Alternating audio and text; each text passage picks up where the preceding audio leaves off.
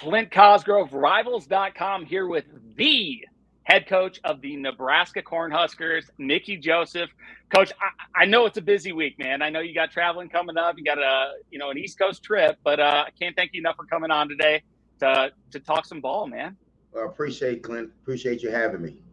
Yeah, well, let's dive right into it. And I find this fascinating because you played for a legend at Nebraska in Tom Osborne.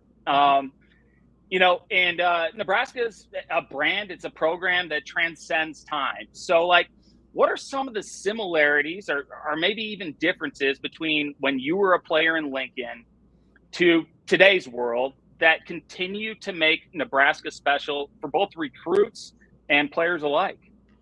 Well, first, you got to start with the fan base. The fan base is still here. I remember when they were 3-8 going into the Iowa game last year, and when I was at the other place, we were 5-6 going into the last game. They had about 90-some thousand. Nebraska did. I don't know what we had. I'm not going to say any numbers because you're not going to get. But they had 90,000 plus, and they were 3-8. And so the fan base is still here, and the support is still here, and also the resources are still here. We're building a brand new $68 million facility. $168 million facility. Okay, so the resources are here. We have a great recruiting budget. We can send our coaches all over. Now we just got to be able to put the work in and go get them. But the love for the state that they have for the football team is still there. It's still a great place to live. When you're a teenager and when you're in your early 20s, because you're the face of everything around here. I mean, you're a superstar. So it teaches you how to be humble and how to get ready for the next level because you're treated like a NFL player while you're here. No question. I mean, I was there in 2006, and I lived it. I saw it. You've been around superstars. I mean, you've coached in national championships. Yeah. You've coached Justin Jefferson, Jamar Chase. I mean, big time. And so this is, you're not a stranger to it. But Nebraska is a unique place. And speaking of that, I mean, you're a former player, and you come back to lead your alma mater as the head coach. And I know you take a ton of pride in that, Coach. First of all, tell me what it's like to come back as the head coach, the pride you take in it. And then do you think that actually, you've lived it? You were a Nebraska player. You understand the culture.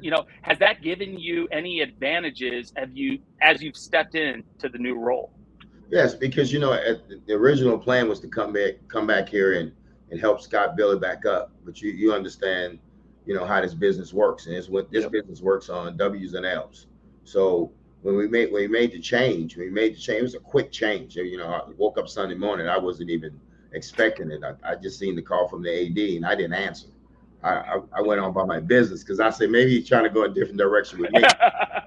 But just being a player here, coming here in 1987, playing for Coach Osborne, I understand the transition of the athletes when they come here, especially your African American players. It's a different world, but it's a great world. It's a great world to live in, and it's a great world for them to come see. Because when we got to go down south, we're gonna go get the best players from down south, and we're gonna be very aggressive in Louisiana, as you know. We're gonna be aggressive in Louisiana. So my thing is bringing them up here, understanding, knowing what O Street's at, okay, and Vine Street, knowing what T-Town's at, knowing what South Lincoln's like, just knowing the lay of the land, and know when a kid gets up here, when he's going to get homesick. Because I got homesick about the third week. You get homesick about a third week when things slow down. So I was able to tell a kid, hey, I've been there before. I've been through the shoes. So I can share a lot of my stories with the kids that's on this team right now, about how we did things and things I had to do. Like I told him, I said, Coach Osborne, if I miss class, I had a punishment run at 5 a.m. So if you miss class here with me, you got a punishment run at 5 a.m. So my thing is being real with them, letting them know that I understand that, Nebraska, okay, where's Nebraska at? And, but get them to also know that this is a great place to come play football and great resources, and it's a great way to get them ready for the NFL. And then you're going to get your degree. You're going to graduate. Yep. We call Dennis LeBlanc. He's one of the best guys in the country when it comes down to academics. So we sell that also. Love it. Love it. I mean, I probably spent too much time on O Street, but it is a unique environment. A lot of fun. No question about it. I'm sure, and you guys have, it's already paying dividends, you know, the Louisiana kids in Nebraska, obviously, especially last week. It is a place you can come from anywhere and you can be successful. And I think it makes it unique in that sense. And speaking of that, I mean, like, this team is obviously buying in. They're reacting, and, you know, to your leadership. We saw a huge transformation from week 1 to week 2. I mean, what is your mindset when you take over a program unexpectedly? I mean, you know, what were your goals when you took it over originally? And, you know, where do you go next? Well, the short-term goal was to make sure the boys were okay mentally, that they were good upstairs, because this was a change from, you know, they had a change in the offseason with the offensive staff. Now the head coach changed. Then the defensive coordinator changed. So I had to make sure they were good mentally and make sure that they believed that I really had their back. I really had their back. So what I gave them a voice. You know, if they didn't like something, they can come to me, walk in this office and say, Coach, I don't like it. And Trent, our center, the first time we had a night practice, and we turned around that morning. He was waiting in my office, and he said, Coach Mick, we can't do that. We don't have enough recovery time. Well, guess what? I didn't do it again.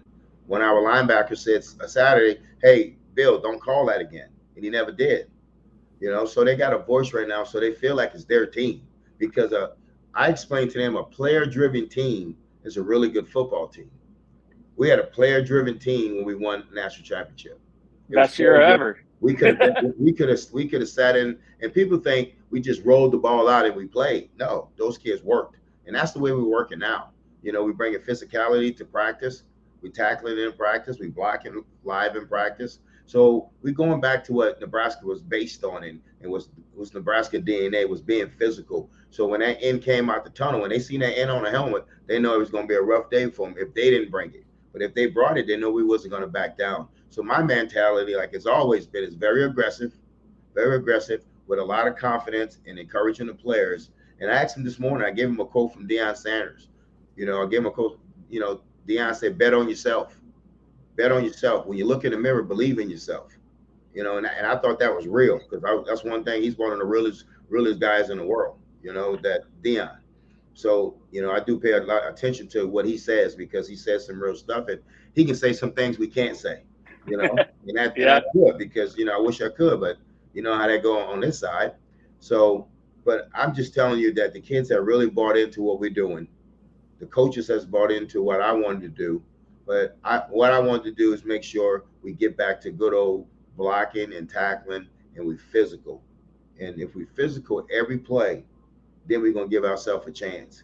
And then when we get to the full quarter, the word is, let's finish it. Let's finish it. And they hadn't finished in the past. They finished Saturday. They didn't finish close. It was a 2-touchdown game. People say, oh, it's closer than it was. I say, okay, say that, because let me tell you, you only can look at the score. Yeah. You can look at the score. You can't say, oh, it's closer than the score said. That's the most ignorant stuff I ever heard people say. You know, if I took it overseas, guess what? They'll see the score was 35-21, 14 points. So, but you take your hat off to the coaches, and you really take your hat off to the players, support staff. We got Vince in there helping with recruiting, so we don't pick up the recruiting.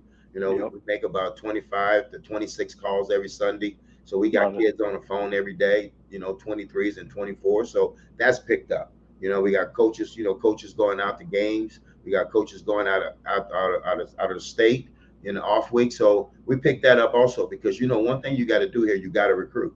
Yeah. You got to have recruiters on your staff. I know everybody say, oh, you need great coaches. No, you need both, because I never seen a bad coach with good players.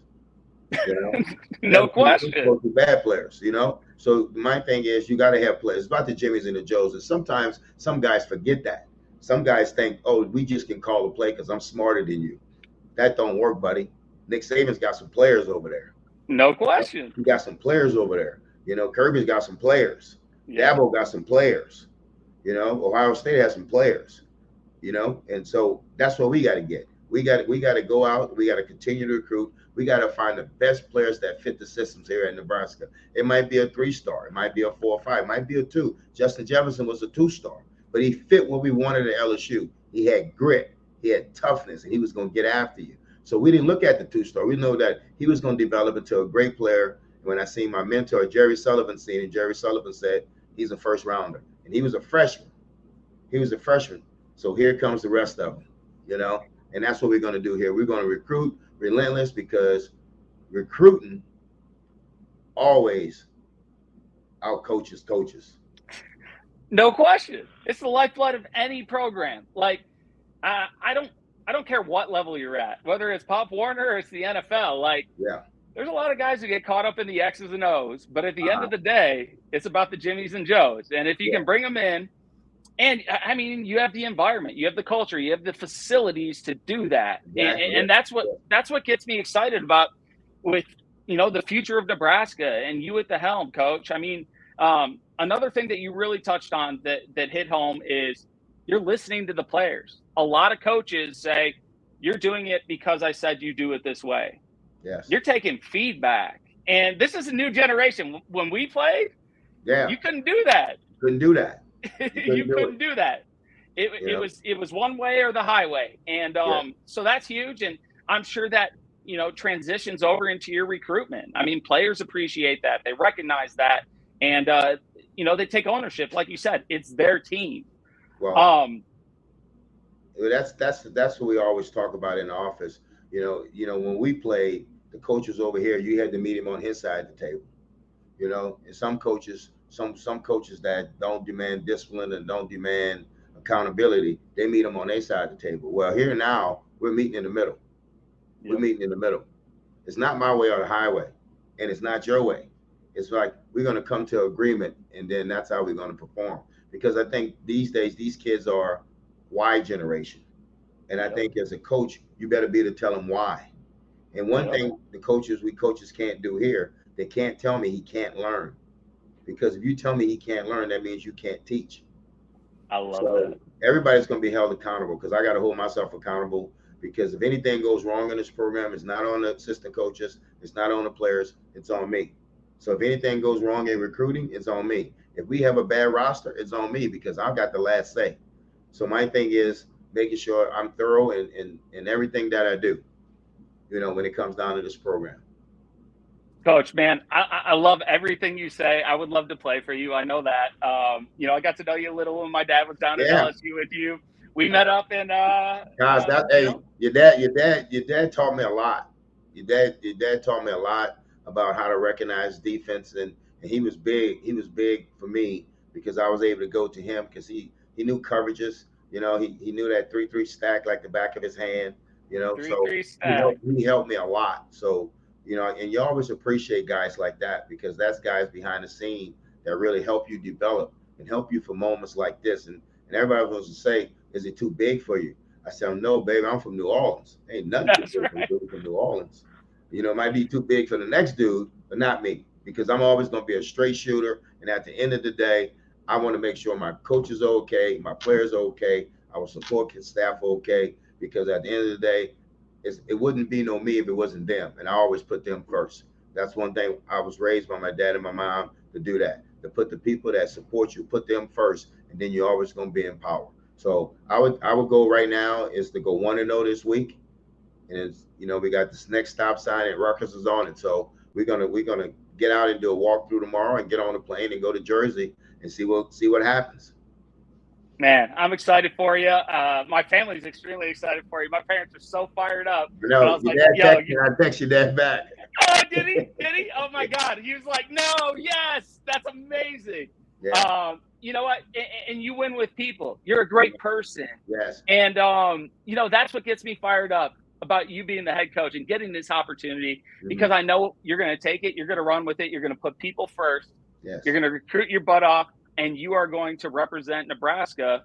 Now, the way you played for, you know, a coach that represented Nebraska, Coach Osborne. Yes. You know, and I meet with Coach every morning at 10:15, every Monday morning, because I want to get a recap of the game, what he saw, because I respect his opinion, because he knew what it was built on, and he knew what I had to get back to. So the answers I had for him when I talked to him, spoke to him the first time, it was the answers that he wanted to hear, but I knew that I had to get back to those ways, because I remember when he was the head coach, he got the kids that fit the puzzle.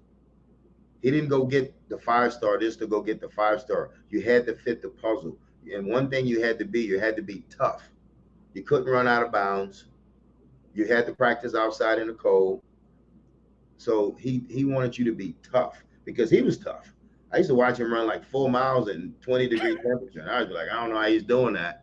But he's tough, and he's still sharp to this day. And I enjoy my talks with him Monday morning, because he gives me insight, about what's going on, and he helps me. And I know one thing, he's going to tell me the truth. He always says, I'm not going to tell you what to do, but, but it's good though. It's good to have him around.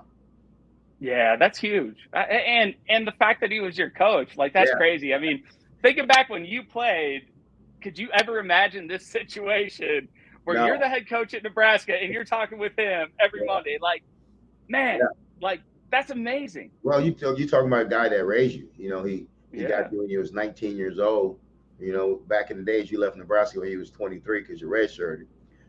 And so you're talking about a guy that knew you as a kid, and watch you grow and watch you grow through your careers. And he knows what buttons to push with me. He knows the physicality. I'm sure he does. Yeah, he knows the physicality was big in our locker room. And right now it's big in our locker room now that we're going to be physical, and the kids love it. The kids love it. They came around today, and they just bought into everything we asked them to do. We asked them to do things, and they're trying to do everything we asked them to do.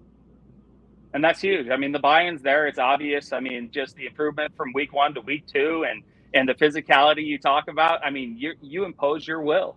Yeah. And when you impose your will, you take the will, you literally suck it out of the body of the opponent. Exactly. And I knew you would do that when you stepped in, and I'm excited to watch the future. And I don't want to take up too much of your time, so we'll finish with this. But, like, obviously, impressive win last week, Coach. I mean, what is this team's mindset now? Are there any limits to what you guys can accomplish as a team this football season? Well, we talked to him a lot about working a certain way in practice to get yourself to play a certain way on Saturdays. And what I can do, I can't ask you to practice soft and play hard on Saturday.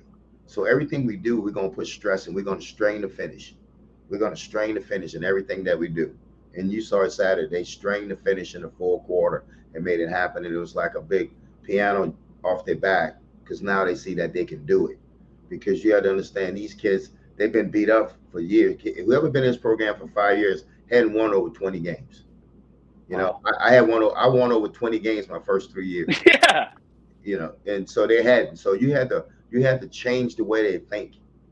And say, I'm gonna get you thinking a certain way. But giving them, encouraging them, patting them on the back. Like, today is positive day. My D-line coach is ready to tear into the D-line today. He says, is it positive Thursday? Yes, it's Wednesday, but it's positive Thursday. Because we're going to come at you Monday, Tuesday, Wednesday. But Thursday, we're going to start building you back up. But like I said, they want it. They want to be successful. They've been close. Now they see that, okay, we can win close games. This is how we do it. And finally, they had to do it differently than they've been doing it before. And they had to change. And they changed, and now they believe, like, okay, this is the right thing to do. So they prepared, and we're going to continue to coach them. We always coach them up into kickoff. And so we're going to keep doing what we've been doing, what has got us to be successful against Indiana, and we're going to try to do the same thing against Rutgers. We know that they're a tough football team. They're a physical football team. They got the DNA of their coach, and that's what he wants. So we know what we're going up against. So we're going up in there with our hands up, and it's, it's going to be a street fight. We understand that. And you wouldn't want it any other way, man. Wouldn't want it any other way. Man, I am so happy for you. I cannot wait to watch the rest of this season, Coach. You have me fired up. Just like you said, finishing. You guys, now the kids are like, you know what? You don't have that in the back of your head. Oh, here we go again. Yeah. No, it's We're going to finish this. Finish that. They know that the pendulum's always swinging. That momentum's going back and forth. But at some point, we're going to take it back. We're going to take it over, and that's what we got to do. We got to play to get to the fourth quarter. The game's got to be in reach. No doubt, man. Thank you so much for coming on, Coach. Thank you, Clint. Yeah, we'll connect soon, man. But I'll be watching this weekend, and best of luck. All right, thank you. Go Big Red.